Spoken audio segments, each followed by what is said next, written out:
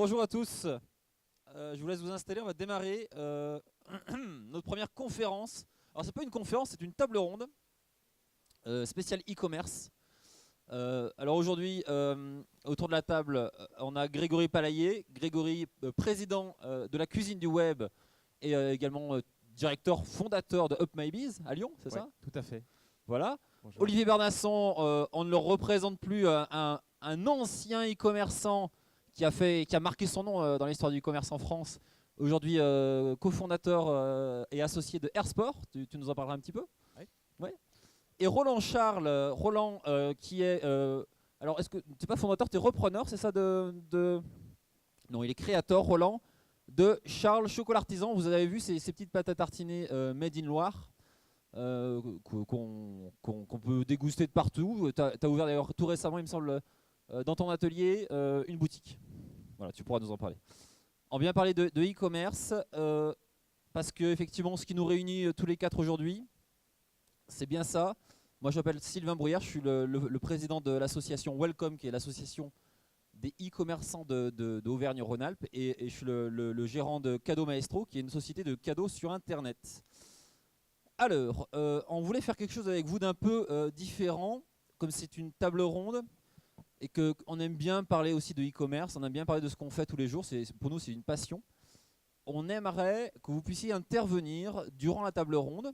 Il y a un micro à votre disposition, il suffit de lever la main si vous avez une question à n'importe quel moment. Vous levez la main, Mickaël qui se baladera parmi vous, Mickaël, je ne sais pas s'il est parti chercher, nous chercher des bouteilles d'eau je pense.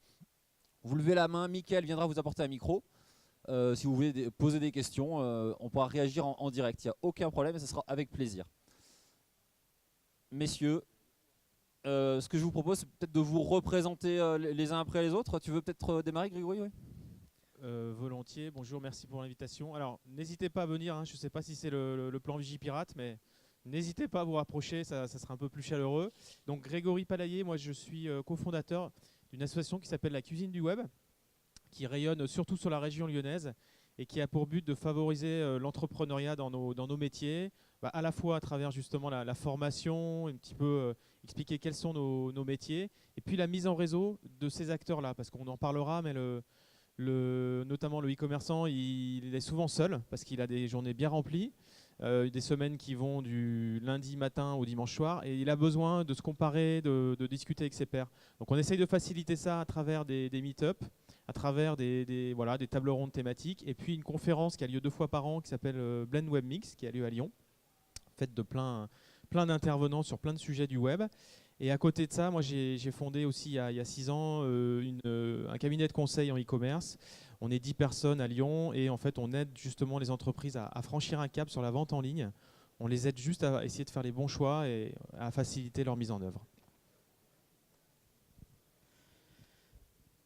Bonjour, donc je suis Olivier Bernasson. J'ai fondé en 2000, donc au tout début, aux prémices du e-commerce, un site qui fonctionne toujours et qui s'appelle pêcheur.com et qui est devenu assez rapidement et qui est toujours leader en Europe pour la vente de matériel de pêche et de chasse. Donc aujourd'hui, c'est une entreprise d'une 50aine de personnes qui fait une 20aine de millions d'euros de chiffre d'affaires, qui livre dans plus d'une 50aine de pays, depuis Ghana en Auvergne, donc un bourg de 5000 habitants à peu près.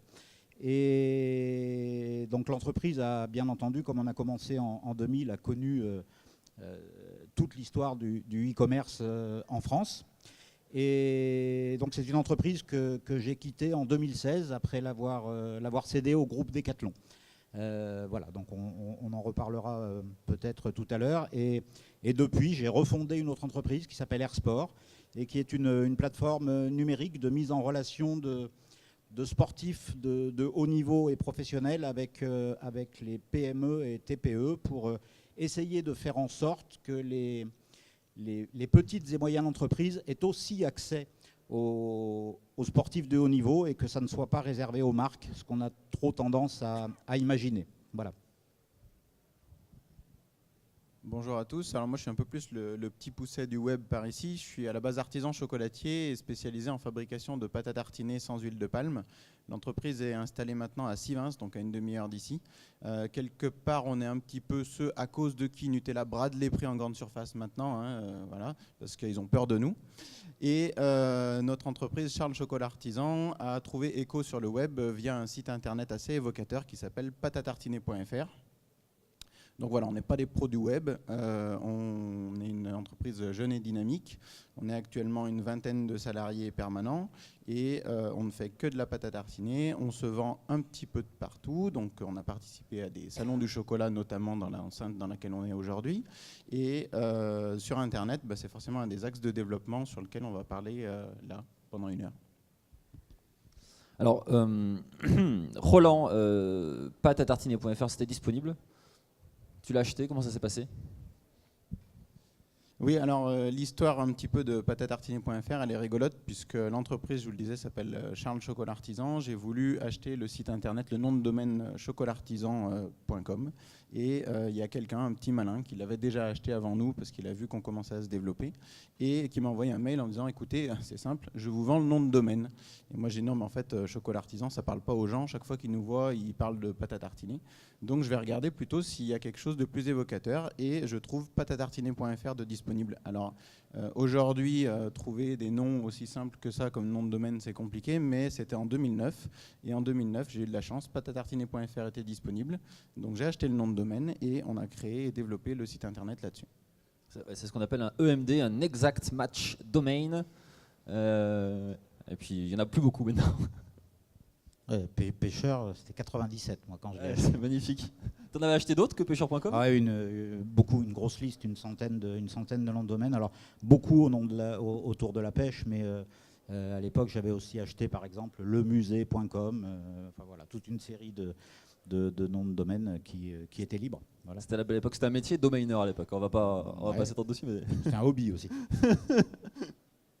Ça marche. Alors, les premières questions à se poser quand on veut se lancer sur Internet ou quand on démarre, ça serait certainement la question, a priori, du choix de l'humain et du recrutement.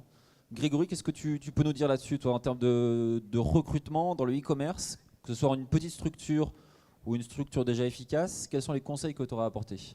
Alors on s'aperçoit vite que c'est un sujet très concret, très réel, qui n'a rien à voir avec tout ce qui est sophistiqué, technique qu'on entend sur le online. Et du coup, on se rend vite compte quand on se lance dans le e-commerce que justement, comme je le disais, les journées passent très vite.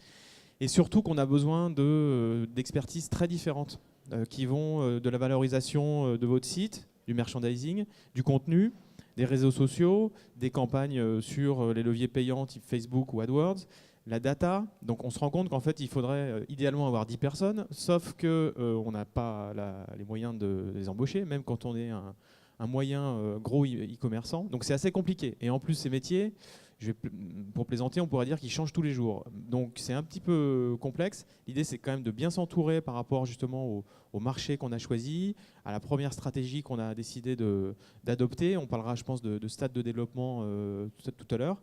Je vois qu'il y a plein d'étudiants ce matin, il y a des nouvelles formations quand même depuis 3-4 ans qui commencent à sortir. Et des stages de fin d'études sont souvent des bons moyens de mettre le pied à l'étrier, rentrer dans le e-commerce, découvrir plein de métiers à travers notamment la profession de chef de projet, qui est assez polyvalente, et de rentrer soit par une alternance, soit par un stage là-dedans. Nous, souvent, effectivement, on conseille de piloter, de trouver un stagiaire et puis qui puisse être piloté, qui puisse être mis sur 2 ou 3 sujets. Ça permet quand même d'avoir une aide opérationnelle très précieuse parce que le e-commerçant, il faut vraiment qu'il se concentre sur son offre et ses clients et son service. Si je peux apporter un petit préalable, un site de e-commerce, c'est d'abord une entreprise. Et donc en termes de compétences, il faudra d'abord les basiques, c'est-à-dire tout ce qui est nécessaire au pilotage d'une entreprise. Donc le marketing pointu, c'est bien, il en faudra, mais le point de départ auquel on ne pourra pas échapper, c'est de savoir gérer et faire se développer une entreprise. Donc ça démarre par savoir parler à un banquier, gérer sa trésorerie, savoir gérer les recrutements, etc. Donc bien évidemment, très vite arrive la technique, l'informatique, etc. Mais il ne faut pas oublier que piloter un site de e-commerce, c'est d'abord piloter une entreprise. Donc, pas passer à côté de ça. C'est pas parce qu'il y a beaucoup de virtuel que l'entreprise n'est pas tout ce qu'il y a de réel. Hein, voilà. Alors Roland, de ton côté, toi, comment ça se passe? T'as pas démarré sur Internet? Tu as d'abord démarré comme artisan chocolatier. Comment tu as pris ce virage-là tu te définis, Roland, toi, comme une entreprise artisanale avec ses spécialités web en plus. Comment tu as pris ce virage du web? Au démarrage, j'étais artisan chocolatier de 2005 à 2009, chocolaterie assez généraliste. Et ensuite, en 2009, j'ai décidé la spécialisation dans la pâte à tartiner. Et au bout d'1 mois est venue l'évidence du site internet, puisque nos clients sont situés un peu partout en France. Et il faut qu'ils puissent commander en fait à distance. Et en 2009, commander à distance, internet, etc. Tout fonctionne bien. Donc dès 2009, on a commencé la vente en ligne. C'est sûr que ce n'est pas là où on a mis le plus de moyens au démarrage. On a commencé tranquillement, on avait uniquement PayPal comme mode de paiement au début et ainsi de suite. Et puis après, on a fait évoluer le site, on doit en être à la 4e ou 5e version du site internet maintenant. Qui est sous quelle plateforme?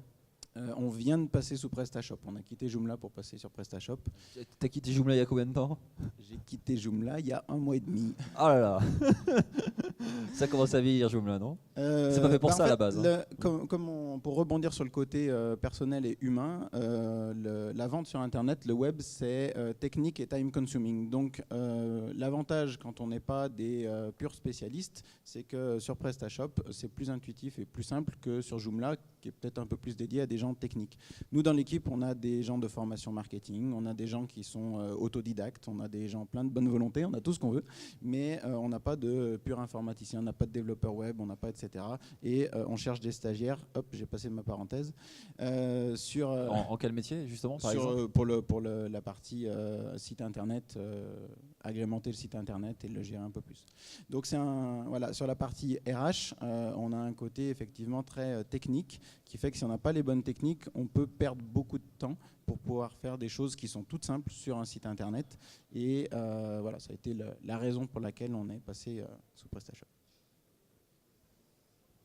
Olivier? Oui, juste, je vous entends parler de plateforme.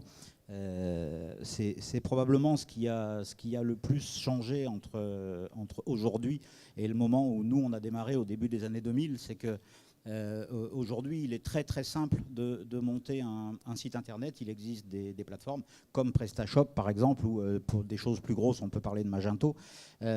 Toutes ces solutions n'existaient pas quand on a démarré, et donc la barrière à l'entrée était au niveau technique. Il fallait vraiment avoir des développeurs pointus parce que tout se construisait et se codait de A jusqu'à Z. Aujourd'hui, il y a des tas de choses avec des fonctionnalités qui aident à bâtir un très beau site et très fonctionnel très rapidement et à des coûts très très acceptables. En revanche, ce qui s'est inversé, c'est qu'à l'époque, le ticket d'entrée pour la visibilité et le marketing et l'acquisition des clients coûtait très peu cher. À titre d'exemple, tout l'achat des mots-clés AdWords sur Google n'existait pas. Et donc, avec un peu de débrouillardise, de savoir-faire, de mise en réseau, de partenariat, etc., on arrivait très très vite et très facilement et à moindre coût à se rendre visible, ce qui aujourd'hui n'est plus possible. C'est-à-dire que les coûts principaux pour la création et le démarrage d'une activité e-commerce ont basculé de la technologie vers le marketing, la communication et la visibilité, où là, le ticket d'entrée devient de plus en plus important. Et oui, il ne faut pas se tromper. Bah dans le prolongement de ce que disait Olivier sur un site e-commerce est une entreprise normale, une entreprise comme les autres. Et dans ce qu'il vient de dire sur les outils, le principal danger pour moi d'un e-commerçant qui démarre ou qui souhaite grandir, c'est la dispersion. C'est-à-dire qu'il va avoir aujourd'hui plein de pousses au crime, que ce soit des outils, des campagnes, en veux-tu, en voilà, des possibilités où effectivement il n'a plus besoin de compétences techniques pour lancer des choses et qui peuvent coûter de l'argent ou du temps. Donc de la même manière que dans l'organisation, dans une entreprise réelle, si vous commencez à saupoudrer sur plein de choses, vous faites tout mal. C'est très dangereux de se dire oula, je vais tout tester puis on verra bien ce qui marche. Donc ça, c'est vraiment un point à retenir. Concentrez-vous sur une stratégie claire et faites très attention. Voilà, pour ceux qui ont testé des campagnes Facebook, c'est hyper. D'ailleurs, Facebook est fait pour vous inciter à faire des campagnes. C'est construit comme ça.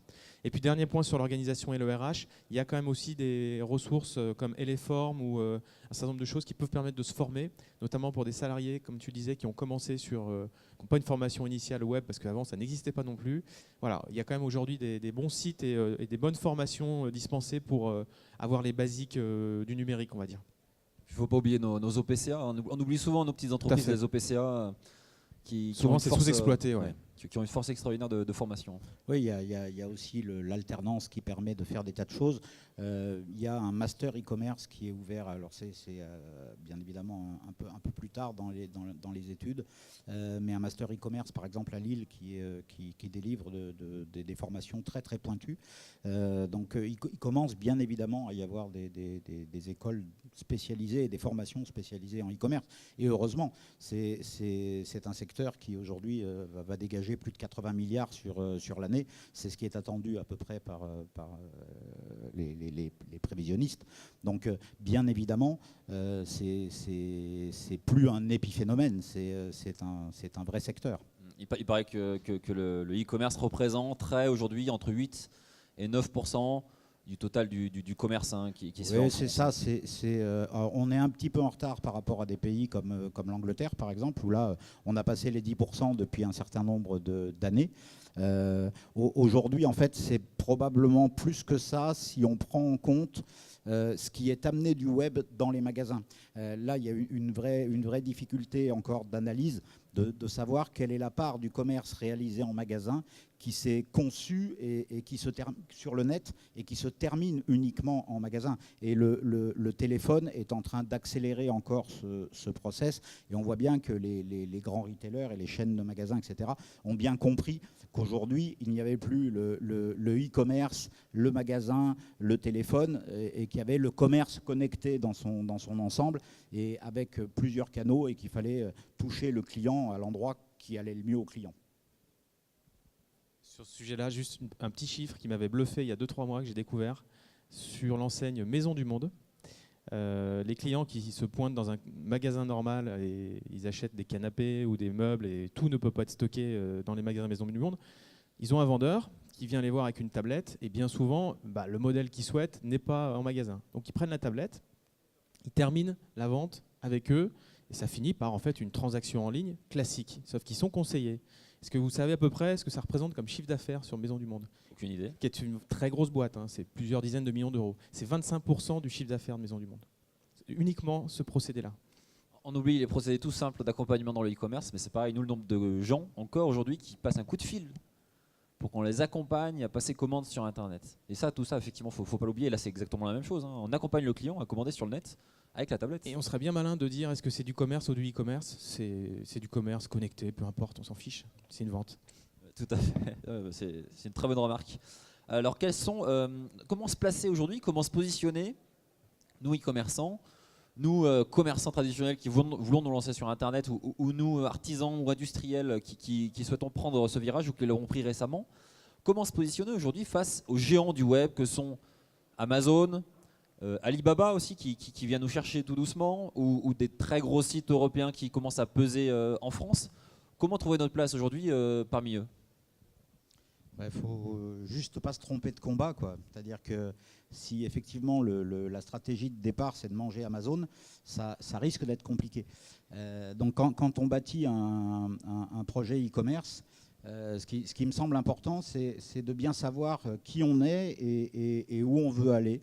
Et à partir de là, de dérouler la stratégie qui nous est propre et pas d'essayer de copier Amazon ou un autre, hein, même un moyen où, sur pêcheur.com, on a vu arriver pas mal de petits détaillants, de gens qui montaient des sites et dont le but c'était de devenir numéro 1 à la place de pêcheur. Alors devenir numéro 1, je ne sais pas si c'est un but en soi, mais c'est compliqué. Il faut arriver à se rendre compte qu'il y a des gens qui sont là depuis longtemps, qui travaillent depuis des années, qui ont des moyens importants, qui ont mobilisé des fonds, des actionnaires, etc. Donc il ne faut pas se tromper de combat, savoir qui on est et où on veut aller et qu'est-ce qu'on veut faire. Est-ce qu'on veut construire une multinationale? Est-ce qu'on veut monter une petite entreprise industrielle, une PME? Est-ce qu'on veut juste vivre soi-même de son activité sur Internet? Et à partir de là, on aura la stratégie qui est adoptée.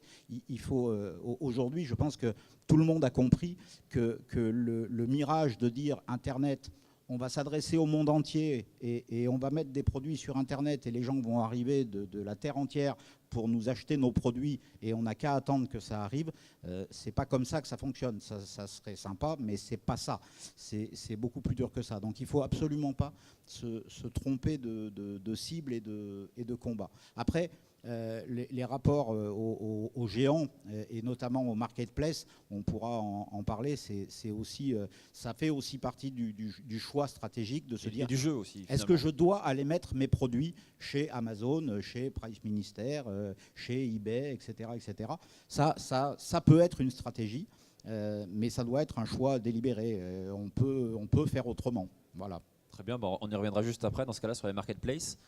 Roland, pour toi, comment tu arrives à faire ta place aujourd'hui sur le web? Comment tu arrives à être différencié de gros sites ou tout simplement de la grande distribution? Parce que des sites comme tes concurrents, la plus grande marque qui ont concurrente de toi, ils n'ont pas de site de e-commerce, eux? Non, justement, ils ont un site institutionnel. Ils ont beaucoup de choses sur lesquelles il faut qu'ils se battent. Donc, ils ont besoin d'un site institutionnel plutôt qu'un site de vente. Et effectivement, nous, on a des produits qui doivent être goûtés avant d'être achetés. On vend notre pâte à tartiner globalement 4 fois plus cher que la grande marque connue. Et, ça les vaut. Pardon ? Ça les vaut. Ça les vaut plus même. Mais ce qui est très compliqué aujourd'hui, c'est que les gens ont beau lécher l'écran de leur téléphone portable, ils n'arrivent pas à avoir le goût de notre pâte à tartiner. Donc on est obligé, nous, de se déplacer un peu partout en France pour faire des salons du chocolat. Arrêtez les filles, je vous vois imaginer en train de lécher votre téléphone, c'est très bizarre. On fait plein de salons du chocolat un peu partout en France pour que les gens goûtent nos produits et derrière, ils les commandent sur Internet. On a fait un mapping de nos ventes Internet et des lieux sur lesquels on fait des salons du chocolat. Et si on prend les deux cartes de France superposées, on a exactement les mêmes endroits. Donc c'est-à-dire que les gens qui ont déjà acheté, qui connaissent le produit, derrière, ils commandent, ils recommandent et ainsi de suite. Et là maintenant, nous on a commencé à faire les actions basiques de marketing et autres pour augmenter les ventes. On a mis un code promo pour la Chandeleur, on a battu tous nos records de vente là il y a 3 jours, c'était un truc de fou. C'est un peu le Black Friday des artisans chocolatiers. C'était le Black Friday de la Chandeleur, c'était notre émeute à nous. Et voilà, on est artisan à la base, on fabrique nos produits et on a envie de les vendre, mais effectivement, si on n'accompagne pas ces ventes-là, on aura beau faire toutes les pubs qu'on veut, etc. Chaque produit a sa spécificité. Nous, on n'a pas une marque qui soit suffisamment connue pour être recherchée par les gens sur Internet. Donc, il faut que les gens nous dégustent et ensuite, après, ils peuvent acheter le bouche à oreille et ainsi de suite. Mais c'est un des points de développement sur les canaux de distribution qui était devenu indispensable pour nous et sur lequel, aujourd'hui, on a un des plus gros potentiels de développement. Ok, je reviens juste à ce que je vous ai dit au tout début de la table ronde. Si vous avez des questions, n'hésitez pas, vous pouvez nous interrompre, levez la main à tout moment. Mickaël, est-ce que tu es avec nous, Mickaël? Mickaël, c'est l'homme qu'on cherche tout le temps. Mais si vous levez la main, vous allez voir qui va apparaître. Mickaël, dès que vous lèverez la main, il vous donnera un micro pour que vous puissiez poser votre question, n'hésitez pas. Olivier, non, Grégory? Juste rapidement, on tape beaucoup sur Amazon et Google parce qu'effectivement, on a très très peur que ces gens-là soit phagocytent trop de monde, soit perturbent les règles du marché. Maintenant, même si on ne va pas s'amuser à aller les concurrencer, on peut peut-être s'inspirer de leur réussite quand même. Sur Amazon, qu'est-ce qu'on peut voir? 2 choses sur lesquelles ils n'ont pas bougé d'un centimètre, c'est la qualité de service et la largeur de l'offre. C'est-à-dire que le but du jeu, c'est d'avoir le plus de produits possible pour que les gens ne se posent plus la question de savoir quand ils ont quelque chose à acheter en ligne, c'est sur Amazon. Donc malgré tout, je pense que c'était un peu le cas aussi chez Pêcheur, un des fondateurs de la cuisine qui s'appelle LDLC, qui est un gros site e-commerce lyonnais, qui est en train d'ouvrir des boutiques physiques aussi. Depuis le début, depuis leur création en 99 aussi, je crois, Google avait 1 an, Leur mantra, c'est on veut des produits assez larges pour l'informatique, pour notre communauté de gens qui achètent des accessoires high-tech. Ils n'ont pas bougé, ça a fait leur succès et ça ne s'est pas démenti. Sur la qualité de service, on peut imaginer par exemple Snow Leader, qui est une boîte qui est à Annecy, qui fait du matériel de ski, de glisse. Bah, c'est rigolo parce qu'à chaque commande, vous avez un reblochon dans votre... Alors, il ne faut pas que les commandes arrivent trop tard, mais vous avez un reblochon, donc il n'y a qu'eux qui font ça, avec un petit sticker, c'est sympa, on a envie de s'attacher un petit peu à ce distributeur. Et puis sur Google, qu'est-ce qu'on voit sur Google? C'est que c'est le contenu qui est roi, hein. C'est qu'on cherche à favoriser, je dirais, la recherche de l'internaute par rapport à son expression. Donc là aussi, il y a des gens qui travaillent beaucoup le contenu, le storytelling. On peut penser à des gens comme le Slip français sur les réseaux sociaux. Voilà, le contenu, ça fait partie des bonnes recettes pour marcher. Et puis dernière chose, mais on enfonce un peu des portes ouvertes, ça va peut-être vous paraître une évidence. Mais une fois de plus, pour revenir à ce que disait Olivier sur c'est un commerce traditionnel, si vous voulez réussir, ayez une offre de qualité un peu différenciante.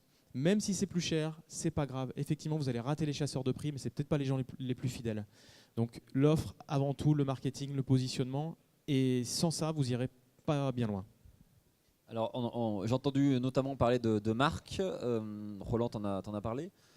Est-ce qu'en 2018, et peut-être déjà depuis un moment, est-ce que c'est aussi le moment où pour se différencier, il faut qu'on commence un peu à mettre une marque en valeur, à ne pas être un vendeur caché derrière une marketplace et à faire 100% de son business là derrière, mais à se dire, bon, bah, j'ai une marque, je travaille ma marque, je travaille ma com, mon logo, mes éléments, mon support de communication, et notamment ce que disait Grégory, le storytelling qui va autour, pour appuyer cette marque, pour qu'on vienne me chercher finalement.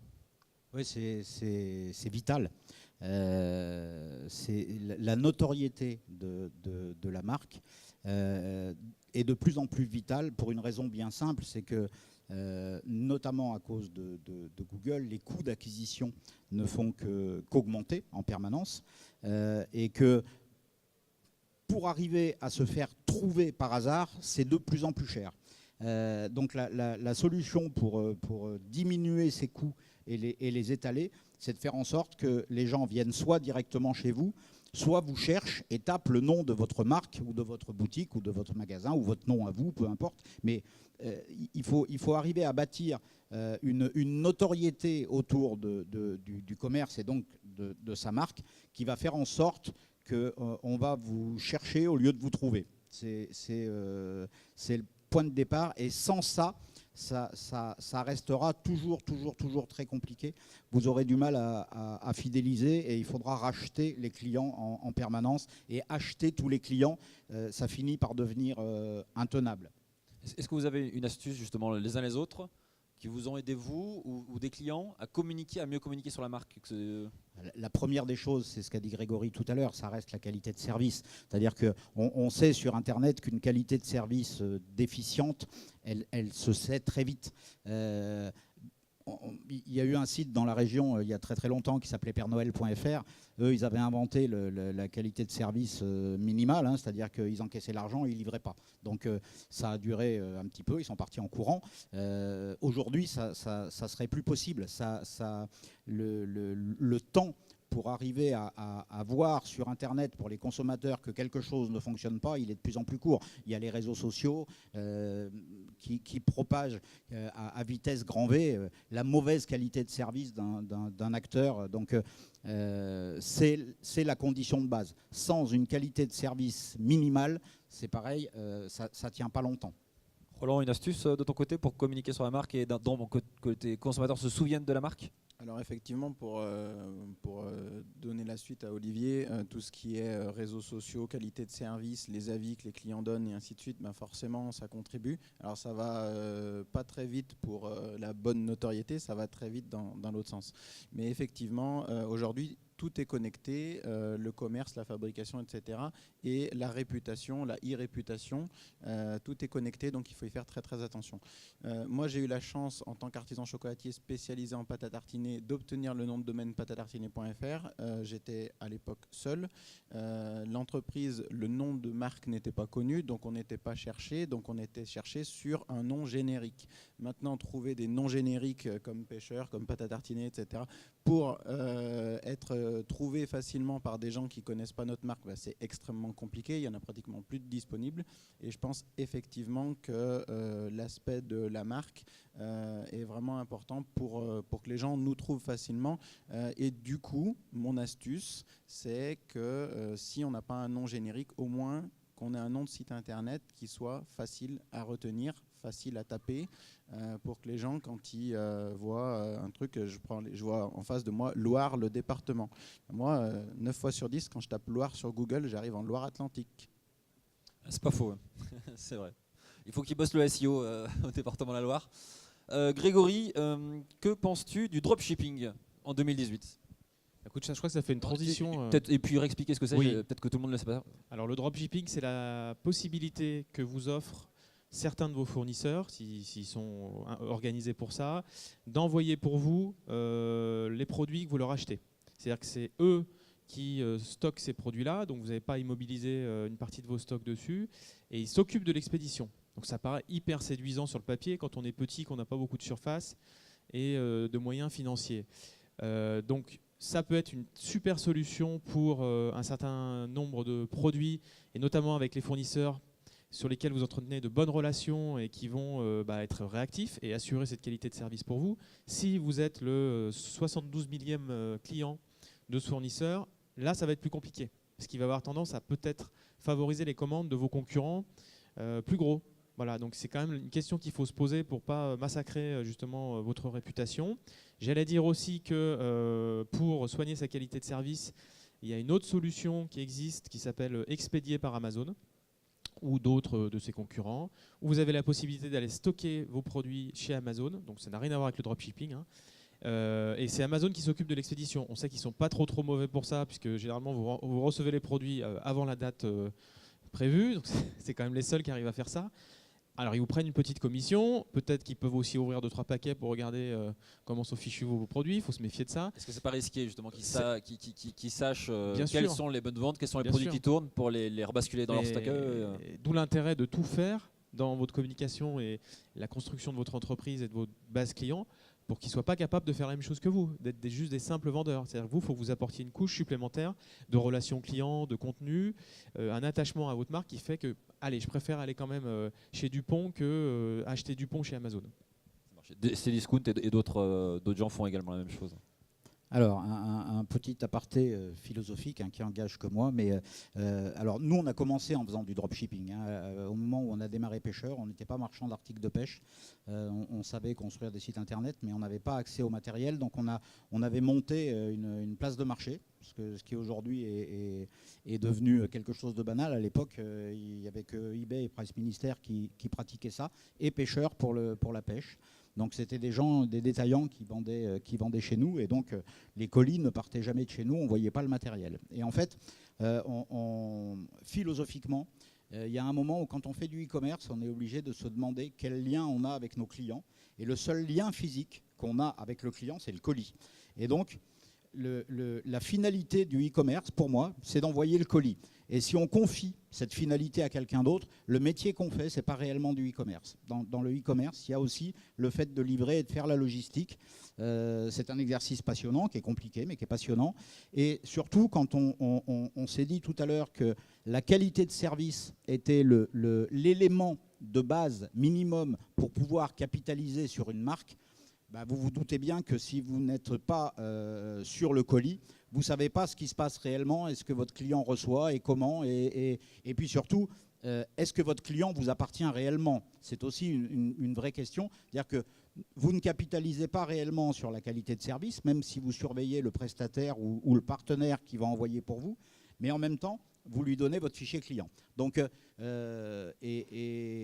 le fichier client, c'est la même chose que la notoriété de la marque. C'est un vrai capital, parce que c'est ce qui permet, là aussi, de travailler directement le client pour arriver à faire baisser les coûts d'acquisition, pour aller le rechercher quand il a tendance à aller voir ailleurs, etc. Donc voilà, c'est une vraie question stratégique et philosophique, comme tout à l'heure. Il faut pas se tromper. Quand on confie sa logistique ou le soin d'envoyer ses colis à quelqu'un, ça ne doit pas être juste par facilité. C'est un choix stratégique fort et il faut savoir ce que ça implique. C'est effectivement plus simple au démarrage. ça peut créer des problèmes à un moment donné. Voilà, il faut savoir se poser la question et y répondre. Question de choix. Il peut y avoir des forces aussi d'externaliser la logistique, c'est l'externaliser pendant qu'on a une grosse croissance. Là, c'est évident que supporter une croissance, on n'en a pas encore beaucoup parlé, mais c'est la problématique qui est très liée au e-commerce également. Supporter la croissance, ça coûte cher, ça demande beaucoup d'énergie, et pouvoir se délester de cette partie logistique qui grossit, qui prend de la place, qui évite des déménagements, ça peut être pratique. Ouais, alors le premier truc et c'est pas valable que pour la logistique, c'est que la croissance, comme tu l'as dit, c'est compliqué, ça coûte cher et ça tue pas mal de boîtes. C'est-à-dire que on peut se dire que c'est un problème de riche quand ça grossit trop vite. C'est pas vrai. C'est très très très dangereux à des tas de niveaux. À commencer par les RH parce que vous faites rentrer plein de gens. Donc si vous n'êtes pas prêt à intégrer des gens rapidement dans l'entreprise et qu'elle n'est pas structurée, etc., ça peut créer des tas de problèmes jusqu'à l'explosion humaine avec des vrais problèmes. Les finances ne se gèrent pas de la même manière, etc. Donc les paliers dans une entreprise traditionnelle avec un rythme traditionnel sont déjà compliqués à passer quand il y a une hyper-croissance, parce que là on parle d'hyper-croissance, hein, on voit des croissance sites à combien de internet chiffres, Olivier, là, par exemple pour toi les premières années c'était quoi les premières années c'était des croissances à 4 chiffres. À 4 chiffres. Voilà, donc ça pique.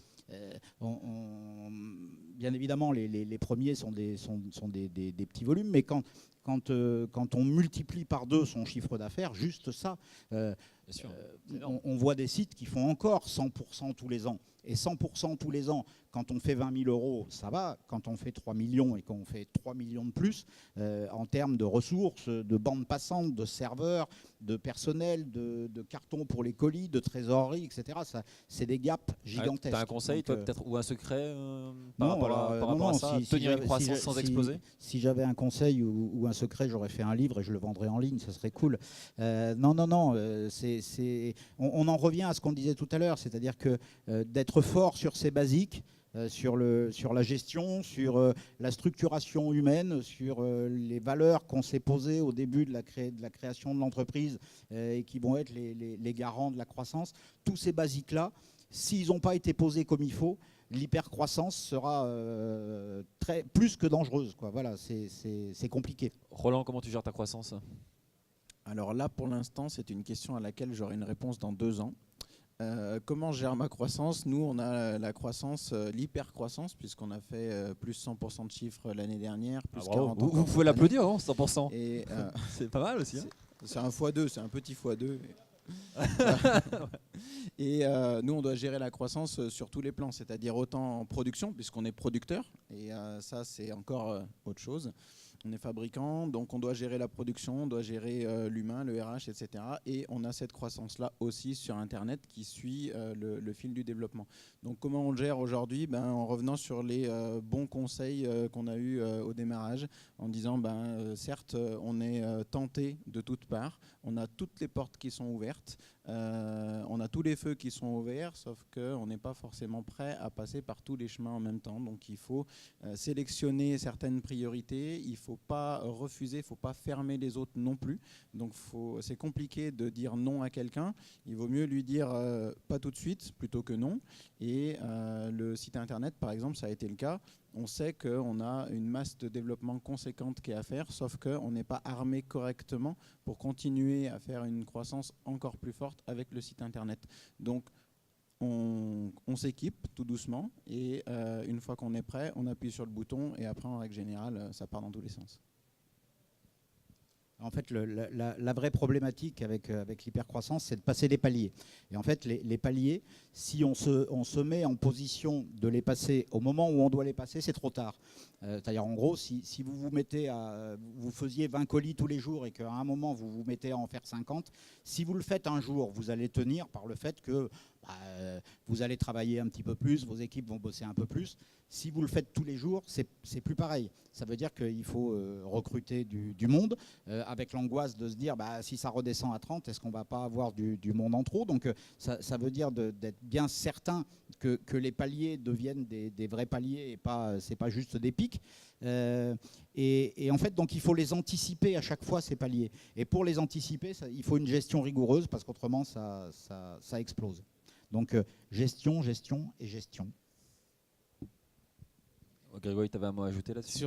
Sur les modèles économiques et on va dire, le développement sain, j'ai une formule qui me revient, qui m'a été donnée il y a une dizaine d'années par un des fondateurs de l'association, qui est le président de Cybercité, qui est une grosse agence de référencement, qui s'appelle Jean-François Longy. Et il m'a dit à l'époque, mon gars, parce que je n'ai pas précisé que j'avais racheté un site e-commerce en 2010, ça ne s'est pas très bien passé. Comme dirait, je crois que c'est une phrase de Mandela, soit je gagne, soit j'apprends. J'ai beaucoup appris. C'est beau. Ouais. En fait, à cette époque-là, Jean-François m'a dit, si tu veux réussir en e-commerce, mon vieux, tu as 5 conditions. Il faut que ton produit soit petit, léger, margé, brandé, et la dernière est plus longue, susceptible d'être acheté régulièrement. J'ai l'impression que tu coches pas mal de cases, a priori. Ça, c'est bien. Mais voilà, c'est vrai que ça résume à la fois le point logistique, avec les coûts variables, et puis ce qu'on a dit aussi sur la marge et le côté économique et l'importance de la marque. Sur le dernier point, je reprendrai aussi la phrase d'Olivier qui disait que la finalité du e-commerce, c'est d'envoyer des colis. Moi, je dirais encore plus loin, c'est d'envoyer un colis une deuxième fois. C'est-à-dire que si vous réussissez le challenge de faire commander votre client une deuxième fois, ça veut dire qu'il est content de votre produit, il est content de votre service, et vous ne repasserez peut-être pas par la case Google et Facebook. Donc ça, c'est ou Amazon. Et ça va vous faire gagner 15 à 20% de marge. Ce n'est pas négligeable, n'est-ce pas, messieurs? C'est vital, en fait, voilà, pour être plus clair. Pour vous donner un ordre d'idée, une bonne performance sur les 12 derniers mois, si 20 à 25% de vos clients ont acheté une deuxième fois suite à leur première commande, vous êtes pas mal. Je ne sais pas si vous êtes d'accord avec ce chiffre, mais si vous êtes en dessous, posez-vous les questions de développer une politique de fidélisation à travers un CRM, une bonne vieille newsletter et tout ça. Mais c'est important comme KPI. Je vais moduler parce que si tu vends des canapés, c'est compliqué. Voilà, ou des pneus, c'est pas tout à fait la même chose. Donc, et c'est pas le même panier moyen. La récurrence d'achat dans une année, elle est pas la même en fonction des produits. Donc, sur la pêche, elle est assez forte parce que les gens ont besoin de consommables en permanence. Ils achètent peut-être une canne ou un moulinet qu'une fois dans l'année. Par contre, il y a toute une série de petits matériels où là, il faut aller les chercher. Mais ça dépend beaucoup du produit. C'est pour ça que souvent les distributeurs ou fabricants de gros produits qui ne s'achètent pas souvent rajoutent une gamme d'accessoires à leur gamme. Qui permet cette fidélisation-là. Il nous reste 10 petites minutes. Soit on continue, nous vous voyez, on peut discuter des heures comme ça, il n'y a pas de souci. Ou soit il y a un courageux parmi vous qui lève une main et qui pose une question. Dites-moi, est-ce que vous avez des questions? Ouais? Ah. Alors dites bien votre question à haute et intelligible voix dans le micro et on fera passer le micro ici. Nous. Bonjour. C'était pour savoir à quoi ça vous servait d'acheter plusieurs noms de sites en ligne. D'acheter plusieurs noms de domaine, Olivier, je te sens chaud là. Alors à plusieurs choses. À se dire qu'à un moment donné, on pourra éventuellement les utiliser pour créer un autre site à côté, et puis au minimum pour se dire qu'un concurrent ne pourra pas l'utiliser. Ça peut être ça. C'est souvent dans ce cas-là. Et bloquer des noms qui ont une valeur proche de ce qu'on a, par exemple, c'est pas inutile. De la même manière qu'aujourd'hui, on a intérêt à bloquer les extensions, donc quand on parle de l'extension, hein, c'est le .fr, mais pour l'Angleterre, le .co.uk, pour l'Espagne, le .es, etc. L'Allemagne, le .de. On a intérêt à bloquer sa marque sur l'ensemble des pays pour se dire, il n'y a pas un étranger qui va le prendre et se mettre à travailler avec notre marque sur son pays. Si à un moment on a envie d'y aller, elle sera à nous. Donc il y a aussi une vraie stratégie. Alors, encore une fois, on n'est pas obligé de le faire à la création, dans le sens où le budget n'est pas extensible à l'infini et que les noms de domaine, ils ont quand même un coût et qui s'additionnent. Mais voilà, à l'époque où nous, on les a achetés, encore une fois, on parle de la fin des années 90, on ne savait pas lesquels on allait utiliser ou pas. Voilà, pendant un moment, on s'en est servi de certains. Il y en a qu'on a offert à des partenaires dans la presse qui n'avaient pas leur nom, et nous on l'avait parce qu'on l'avait pris par hasard à la fin des années 90. Donc on ne sait pas à quoi ça peut servir, mais avoir un portefeuille de noms de domaine, ça peut être intéressant. C'est peut-être moins le cas aujourd'hui. Je crois que vous n'avez pas osé demander si Olivier faisait un petit business avec ça. Non, les noms de domaine appartenaient à l'entreprise et je pense qu'ils sont toujours dans le portefeuille de l'entreprise. C'était une vraie époque, hein, c'était une vraie époque. Ça n'a pas duré très longtemps, mais vous savez, il y a une boîte. Il y a eu un vrai business avec ça. Il y a une entreprise à Clermont-Ferrand là, qui est en train de décoller très très fort, dont le business est d'acheter les noms de domaine qui arrivent à expiration dans la microseconde, comme on est en bourse, et de les revendre derrière aux enchères dans les heures qui suivent, avec un mécanisme qui est très proche de la bourse, hein, avec des systèmes d'enchères derrière et de revente. Donc on achète le nom de domaine à l'instant même où il retombe dans le domaine public et où il est achetable, donc avec des programmes informatiques qui détectent ça, et derrière qui les mettent sur le marché sur l'ensemble de la planète avec un système d'enchères. Et c'est une entreprise qui a 2 ans. Ils viennent de faire la première ICO, donc la levée en crypto-monnaie qu'il y a eu en France. Hein. Je crois qu'ils ont levé l'équivalent de 40 ou 50 millions d'euros. Et aujourd'hui, ils sont en train de se développer. Ils doivent être une soixantaine ou 80, entre 60 et 80 personnes. Là, ils en recrutent 40. Et uniquement sur le rachat-revente de noms de domaine très, très, très rapide. Donc, ça reste un business important.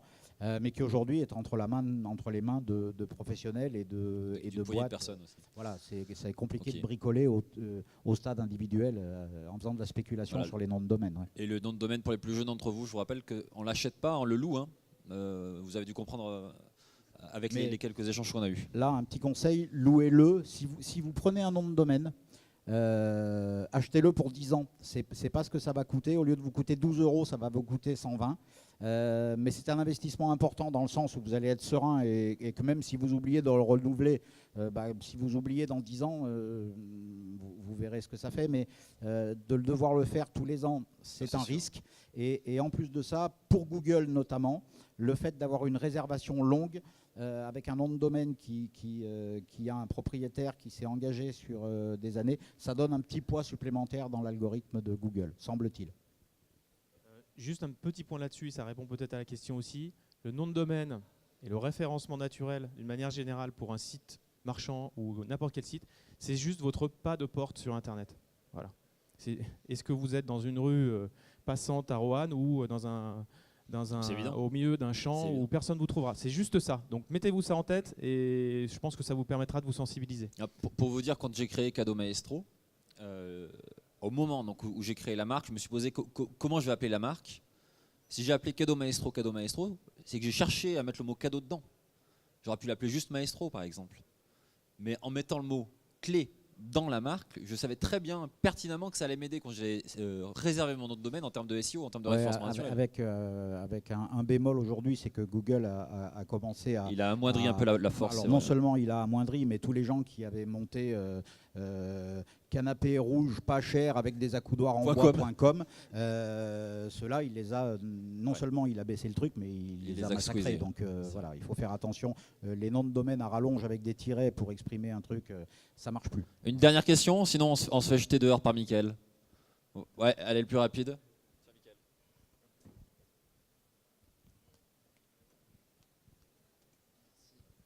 Bonjour, félicitations à vous 3 déjà, ou vous 4 aussi. Avez-vous déjà utilisé des influenceurs Instagram ou Facebook ou Snapchat? Alors, aujourd'hui, la nouvelle entreprise sur laquelle je travaille est pile poil sur ce marché et même sur le marché de la micro-influence. Mais bon, c'est un autre débat. Alors, oui, dans le sens où on a utilisé, nous, alors, un peu avec les réseaux sociaux, mais pas avec les siens, mais on utilisait un rugbyman de l'ASM à Clermont, un international, qui adorait la pêche et donc qu'on emmenait à la pêche, essayer de nouveaux types de pêche, la pêche de nouveaux poissons, etc. Et à partir de ça, on fabriquait des petits films, des contenus, des reportages photos sur ce qu'ils faisaient, et ça, on le diffusait nous sur les réseaux sociaux. Donc c'était pas réellement faire appel à un influenceur, mais c'était s'appuyer sur une personnalité pour nous communiquer sur nos réseaux sociaux. Voilà. Mais autrement, pas réellement, directement, tel qu'on l'entend aujourd'hui en se servant.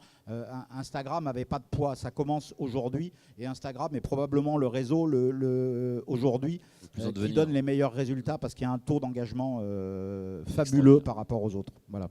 Nous, de notre côté, on a pu faire des choses avec des youtubeurs, par exemple. Alors, ce n'est pas des grands youtubeurs que les noms qui nous parlent, mais c'est quand même des youtubeurs qui font plusieurs millions de vues par vidéo. Donc, ça tient bien la route. Et c'est des gens avec lesquels on a pu faire des partenariats où on leur envoie des produits, qui présentent les produits. Et la plupart du temps, ça peut leur suffire en fait, de leur donner quelques produits. Ils sont contents. Alors, nous, ça nous coûte 200-300 €. Mais c'est un peu comme de la relation presse pour moi, les influenceurs. Il faut des fois gérer quelques susceptibilités. Mais nous, là, on a réussi à faire la différence, c'est que dans le cadeau, on fait aussi du cadeau personnalisé. Et on leur envoie aussi, la petite astuce, c'est qu'on leur envoie quelques cadeaux personnalisés avec leur logo, leur marque. Et ça touche beaucoup l'influenceur, qui est dans la pyramide de Maslow, un petit peu dans la partie haute, vous savez. Donc il aime qu'on le caresse et qu'on caresse tout ça, quoi. Voilà. Nous, forcément, on est chocolatier, donc je ne vous cache pas que les influenceurs et les influenceuses sur les réseaux sociaux sont très intéressés pour tester nos produits. Donc forcément, on est obligé de trier un petit peu entre celui qui a je ne sais combien de milliers de personnes qui le follow et celui qui en fait a globalement sa famille qui le follow. Et donc nous, c'est quelque chose d'un petit peu... voilà. Aujourd'hui, on traite de manière arbitraire, on ne sait pas trop pourquoi, des fois on dit oui, des fois on dit non. Ceux qu'on préfère, c'est ceux qu'on a rencontrés en physique, sur des événements spécialisés et avec qui le contact est bien passé. C'est rassurant. Voilà, c'est extrêmement rassurant. Et après, les meilleurs influenceurs qu'on ait, ce sont les bonnes surprises, c'est-à-dire des gens qui ont acheté nos produits sur un salon et qui ensuite font leurs petites vidéos et leurs petits buzz eux-mêmes sur YouTube, Instagram, etc. Et là, quand nous on tombe dessus, on relaie à bloc parce que c'est pas nous qui avons poussé. Le mot de la fin, Olivier ? Non, juste une petite anecdote avec un influenceur. J'avais un copain e-commerçant qui vendait un jeune e-commerçant qui vendait des housses, des coques de téléphone mobile sur Internet. Et on avait une connaissance commune qui est un blogueur, un des plus gros blogueurs high-tech qu'il peut y avoir en France, avec un blog et avec surtout et aussi un compte Twitter à plus de 100 000 followers, et un soir pour lui rendre service, il a mis un lien vers une de ses nouveautés sur Twitter. Donc là, en termes d'influence, c'était vraiment au top. Le serveur a tenu environ 20 secondes et il a été planté toute la soirée. C'est pire qu'un passage à la télé, quoi. Voilà, donc ça veut dire que trop d'influence tue l'influence quand même. Merci à tous d'avoir été présents. Merci Mickaël de nous avoir donné la parole. Et puis à plus tard.